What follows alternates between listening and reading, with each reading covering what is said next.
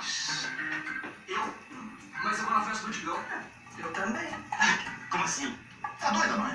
Tá doida por quê, ué? O Digão frequenta essa casa há anos. Eu sou super festeira. Tô curiosa pra conhecer essa boate. Vambora! Ixi, pra festa com mãe? Nem a pau. Ó, se você for, eu não vou. Ó. Então vocês aproveitem e comem esse jantar pra não jogar comida fora, que ainda tem muita gente passando fome nesse país. Não espera pra dormir. Eu não tenho hora pra voltar. Aliás, eu não sei nem se eu vou dormir em casa.